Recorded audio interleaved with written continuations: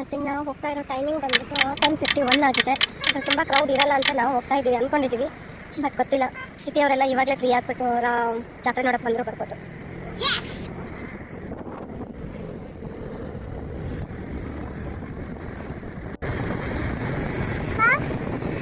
ಸಿಕ್ಕಾಪಟ್ಟೆ ಕೋಲ್ಡ್, ಚಳಿ ಕೂಡ ಇದೆ.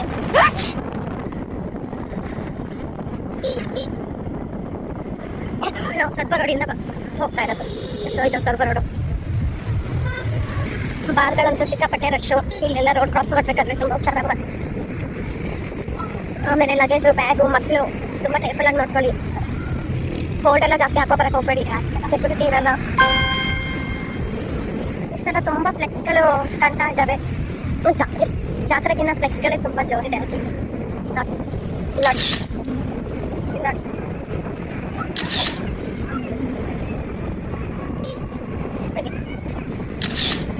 ಕಡೆ ತುಂಬ ಫ್ಲೆಕ್ಸ್ ಆಗ್ತಿದ್ದಾರೆ. ನಿಯರ್ ಶಾಂತಾ ಲಾಡ್ಜ್, ಸಾರಿ ಮಾರೇಕಲ್ ಲಾಡ್ಜ್. ಈ ರಸ್ತೆ ಇವತ್ತು ಚೆನ್ನಾಗಿದೆ. ಆ್ಯಕ್ಚುಲಿ ಈ ರಸ್ತೆಲೆಲ್ಲ ಬರಬೇಕಂದ್ರೆ ಸ್ವಲ್ಪ ಯೋಚನೆ ಮಾಡಬೇಕಾಗಿತ್ತು.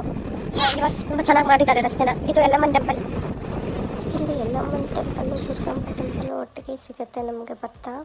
ಸೊ ಮಾರಿಕಂಬೆ ಲಾಸ್ಟ್ ದಿನದಲ್ಲಿ ಹೋಗ್ಬೇಕಾದ್ರೆ ನಾನು ಹೋಗ್ತಾ ಇದ್ದೀನಿ. ನಾನು ಬರೋವರೆಗೂ ಈ ಊರನ್ನ, ಈ ಊರ ಜನರನ್ನ ನೀವೇ ಕಾಯಬೇಕು ಅಂತ ಹೇಳಿ ಹಿಂದೆ ಒಂದು ಸಲ ತಿರುಗಿಬಿಟ್ಟು ದುರ್ಗಾಂಬ ಮತ್ತು ಯಲ್ಲಮ್ಮಂಗೆ ಸಿಗ್ನಲ್ ಕೊಟ್ಬಿಟ್ಟು ಹೋಗ್ತಾರಂತೆ. ಈ ಥರ ನಮಗೆ ಹಿರಿಯರು ಹೇಳಿದರು. ನಿಮ್ಗೆ ಇದ್ರ ಬಗ್ಗೆ ಏನಾದರೂ ಗೊತ್ತಿದ್ದರೆ ಕಮೆಂಟಲ್ಲಿ ತಿಳಿಸಿ.